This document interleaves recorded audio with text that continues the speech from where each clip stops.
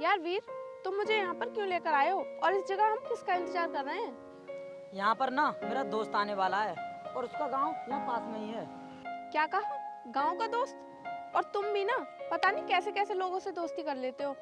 देखो, वो मेरे बचपन का दोस्त है और उसने मेरी किसी टाइम पर बहुत हेल्प की थी।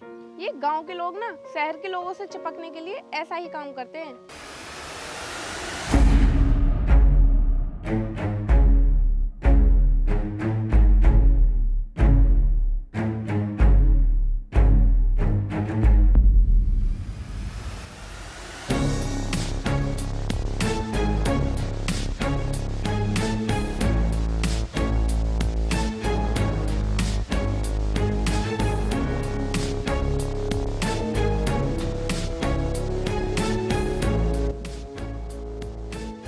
अरे राम राम वीर भाई।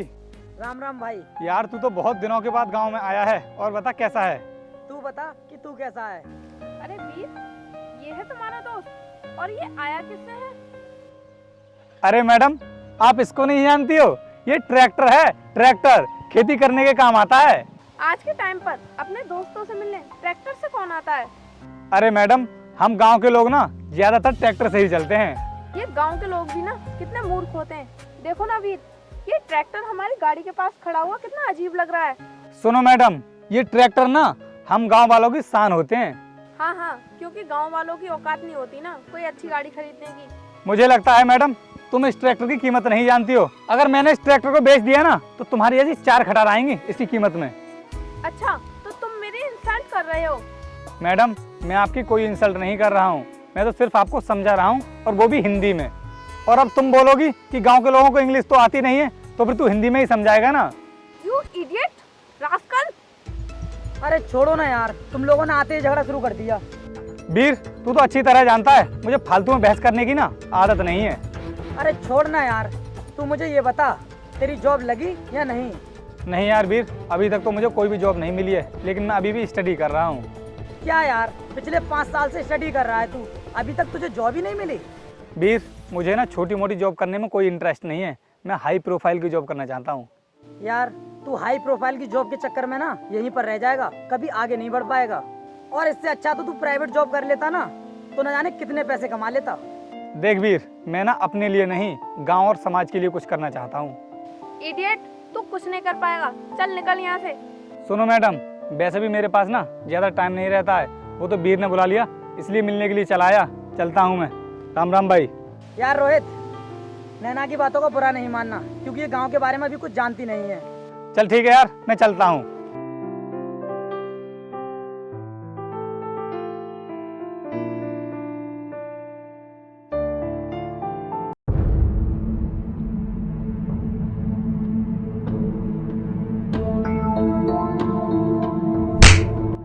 अपने आप को ज्यादा होशियार समझती है, बताती है नहीं, वरना जान से मार दूंगा। तुम चाहे कुछ भी कर लो, मैं तुम्हें कुछ भी नहीं बताऊंगी। अच्छा, तो तू ऐसे नहीं बताएगी, तुझे जान से मारना ही पड़ेगा।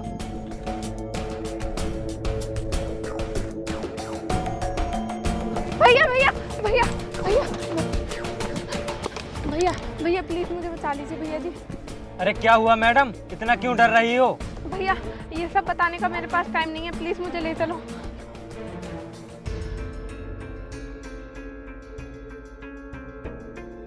अब और रुक, गाड़ी बढ़ाने की कोशिश भी मत करना, वरना जान से मार दूंगा।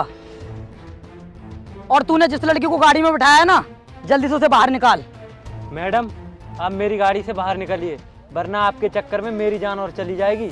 भैया, अगर मैं आपकी गाड़ी से नीचे उतर गई तो ये मुझे जान से मार देगा।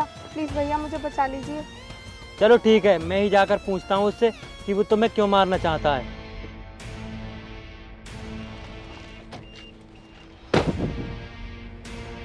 भाई, आखिर बात क्या है और आप क्यों मारना चाहते हो उस लड़की को? इस लड़की के बारे में तुम कुछ भी नहीं जानते। इस लड़की ने मुझे प्यार में धोखा दिया है। जब वो आपसे प्यार नहीं करती तो आप जबरदस्ती उसके पीछे क्यों पड़े हो? दिल मेरा टूटा है, तुम्हें क्या पता कि मुझ पर क्या बीत रही है। हटो मेरे सामने से, अब तुम ऐसे जान से ही मार दूंगा। मरने दो इनको, कम से कम मेरा तो पीछा छूटा।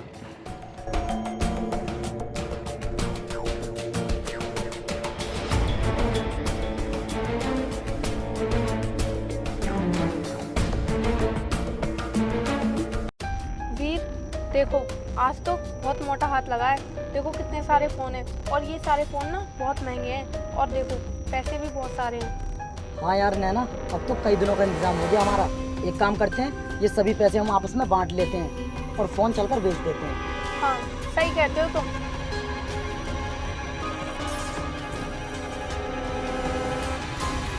वीर आज तो इस रास्ते पर कोई भी नहीं आ रहा है, आज किसको फांसे?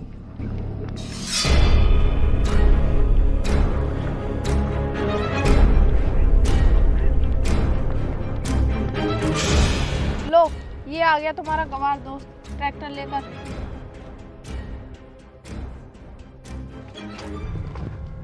अरे वीर, तू यहाँ पर क्या कर रहा है और वो भी इतनी धूप में?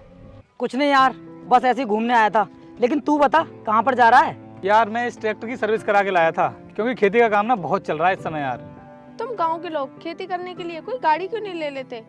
अरे वाह मैडम, तुम तो बहुत अच्छी सलाह दे रही हो। वैसे ये बताओ कौन से स्कूल में पढ़ी लिखी हो जो इतना ज्ञान लेकर घूम रही हो? मैडम, खेत में काम करने के लिए गाड़ी की नहीं, इस दमदार ट्रैक्टर की जरूरत होती है। आजकल तो मार्केट में इतनी महंगी महंगी गाड़ियां आ रही हैं, तो वो क्यों नहीं काम कर सकती खेत में? देखो मैडम, गाड़ियाँ ना चाहे कितनी भी महंगी आ जाएं, लेकिन वो खेती में काम नहीं कर सकती, और खेत में काम करने के लिए ना सिर्फ ट्रैक्टर की जरूरत ही पड़ेगी। वीर तुम्हारा ये दोस्त ना हमेशा गंवार का गंवार ही रहेगा। इसे कितना भी समझा लो, इसकी समझ में तो आनी नहीं है। अरे देवी, हम जानते हैं कि तुम हमसे ज्यादा बुद्धिमान हो, हम तुम्हारे सामने गवार हैं, पर तुम अपनी बुद्धिमानी का परिचय ना हमें मत दो। भाई वीर, तू ही खुश रहे अपनी दोस्त के साथ, मैं तो चलता हूँ यहाँ से।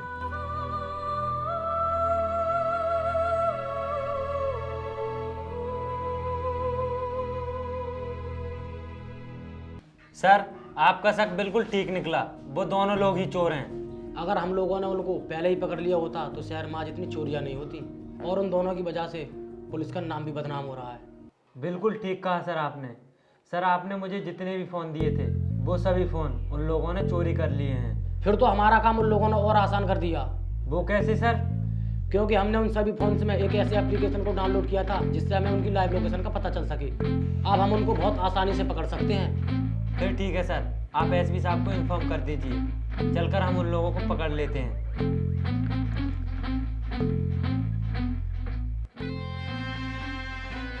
जैन सर, हमें उन चोरों का पता चल चुका है, बताइए हम क्या करें?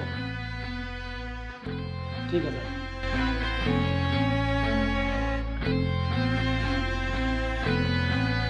देखिए भाई साहब, हम हर बार आपके लिए बहुत सस्ते में फ़ोन दे देते हैं, लेकिन इस बार हम आपको सस्ते फ़ोन नहीं देंगे। ये देखो हमारे पास कितने महंगे फ़ोन हैं। आईफोन 13 प्रो मैक्स जिसकी कीमत 1.5 लाख रुपए है, और ये देखिए OnePlus 9 Pro जिसकी कीमत 70,000 रुपये है, और भी काफ़ी फ़ोन है। तो इस बार डील अच्छे से करना। ये देखिए, देखो ये फ़ोन कितने भी महंगे हों मुझे उससे कोई मतलब नहीं है। अगर इन सभी फ़ोन के 50,000 रुपये चाहिए तो बताइए, न जाइए यहाँ से। देखिए भाई साहब, ऐसा मत कीजिए।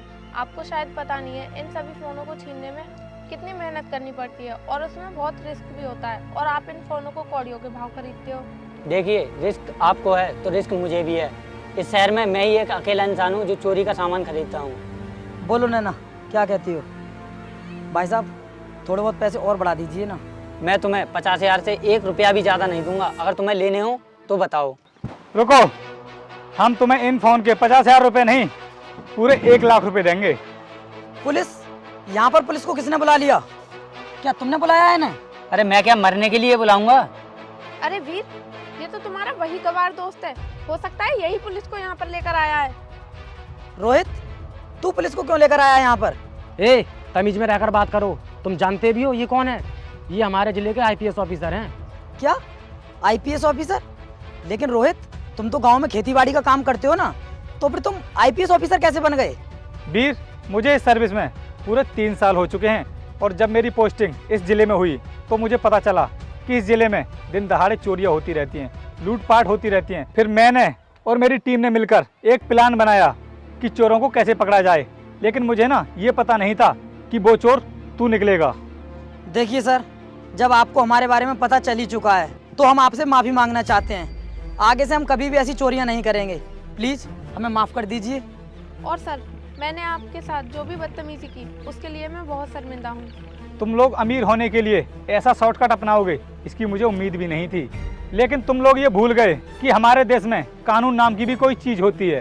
सर चोरी को बढ़ावा तो इन जैसे लोग देते हैं जो चोरी का सामान खरीदते हैं। लेकिन आज से इसका ये धंधा बंद हो जाएगा। लेकर चलो इन लोगों को और डाल दो जेल में। जी सर। रोहित, तू तो मेरा दोस्त है ना, तो फिर हमारे साथ ऐसा क्यों कर रहा है? कानून की आंखों में धूल झोंकने वाला किसी का दोस्त नहीं हो सकता। लेकर आओ इनको।